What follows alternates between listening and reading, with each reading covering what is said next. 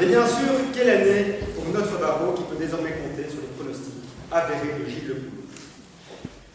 Une année déjà marquée par des disparitions, Stephen Hawking, Jean-Pierre Foucault, et par des naissances, le prince Louis d'Angleterre et Joshua Mondou.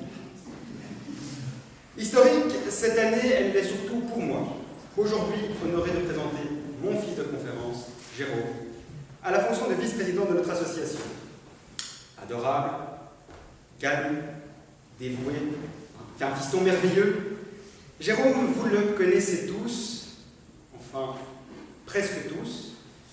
À monsieur le vice-bâtonnier, moi c'est Jonathan.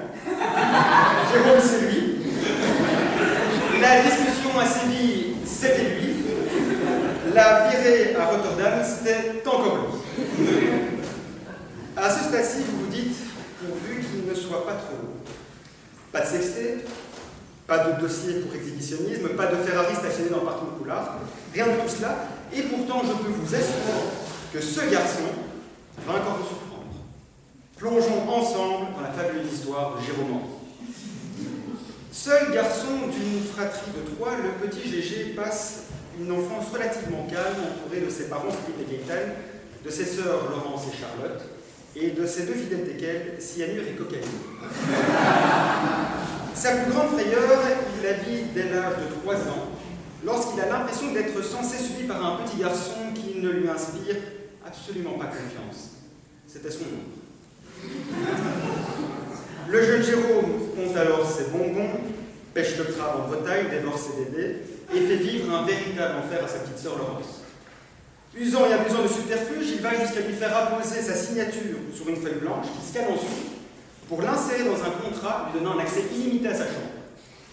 A lawyer is born. Heureusement, il veille à se repentir d'abord à Notre-Dame-des-Grâces et puis à Saint-Mich. Comme il se plaît à le rappeler lui-même, c'était un catholicisme doux. Il est vrai que depuis le passage du fils de Joël, les choses ont quelque peu changé à suivre. Début des années 2000, la famille Henry découvre l'ADSL. C'est au placard les Lego, les sciences et vie, les Disney, Gégé monopolise le plaisir familial. C'est aussi l'heure de l'engagement. Il remporte sa première élection et devient modérateur d'un forum de discussion sur jeuxvideo.com. Il y fait alors la connaissance de petits bouchons de liège. PTDR, LOL, MDR, c'est chaud. Très chaud, trop chaud. La ligne sature et c'est la panne. Elle ne lui pardonnera jamais. Grosse remise en question pour Jérôme, il range son clavier, jette ses copies, ouvre ses rideaux. C'est le temps des rencontres. Avec sa bande de potes, il se retrouve au garage. Pas de musique, pas de José, pas d'Hélène, mais des bières, un projet et surtout Maïko. Maïko, c'est le chinois de la classe. C'est celui avec qui ils vont développer Taikoshan, une PME chargée d'importer depuis Pékin des gadgets lumineux pour 3210. Succès appréciable à son lancement, le modèle économique ne résistera malheureusement pas à la flambée du yen, et Taikoshan devra finalement céder ses parts de marché à School, une autre PME spécialisée, elle, dans l'habillage de classeurs scolaires. Écœuré par la loi du marché, Gégé ne supporte plus qu'on lui dise ce qu'il doit faire. Il n'hésite pas à tenir tête à frère Caspar et frère de l'âne, trop gauchos à ses yeux. L'histoire de la pomme et du serpent, il n'y croit plus parce qu'un serpent c'est gentil et une pomme ça contient de la péptine qui est un anticholestérol. Laisse brûler la flamme qui est en toi. Ces mots auraient pu être ceux de son sensei Alain, disparu trop tôt dans un incendie. La révolution a sonné, Gégé Varra veut de l'exotisme, au volant de sa René Twingo édition limitée Tintin, il est désormais prêt à découvrir le monde. Sa décision est prise, il ne rejoindra pas Emmanuel, Charles-Édouard et Brieux à Saint-Louis, il fera l'université, il ira à l'ULB. Baptisé Castaway en référence à ce pauvre Tom échoué sur son île, Jérôme et Wilson, le petit garçon qui fuit depuis toujours, savent qu'il est important de rencontrer pour rassembler. Commis d'art, puis délégué bar, il décide de se présenter au poste de secrétaire du cercle de droit face à un dur à cuire. Un militant engagé, un mec qui, contrairement à lui, va au cours et connaît du monde. Un certain Pierre Bourgeois. Se présenter à cette élection, c'est pourtant la culpa lata. C'est faire rentrer une bohème Penza à la 90e minute, c'est l'erreur tactique évidente. Jérôme, un homme de chiffres, c'est un trésorier en puissance, pas un secrétaire. La défaite est cinglante.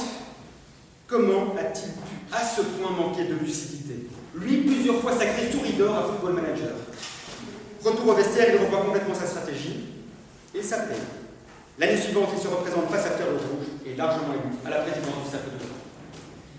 Diplôme en poche, il débute sa carrière au barreau en 2010 et postule chez un curateur, un choix presque évident pour un amoureux de nouvelles technologies. Son goût de l'investissement et de l'engagement l'amène naturellement à pousser la porte du carrefour des stagiaires. Gonflé à bloc depuis sa dernière élection, il se présente au poste de délégué. Il a le vent en poupe, il est bien dans son lit. Le cinquantenaire est à portée de vue, quand tout à coup, boum, il se heurte au mur des 30 km. Ça la crampe, il n'est plus qu'à 50% de ses capacités, il frôle l'AVC. Fort heureusement, le point de ravito n'est plus très loin. Un mars et ça repart, il termine son mandat et rejoint enfin en 2014 la grande famille de la conférence du jeune Darwin. C'est la révélation. Appareil photo dégainé, pantacourt, bien ajusté, bien serré, il part découvrir le nouveau monde. New York, Montréal, Cotonou, Le Cap, Tel Aviv, fourmis, chiens, chats, dépilés, avec ou sans copine, plus rien n'échappe à son 18 mm.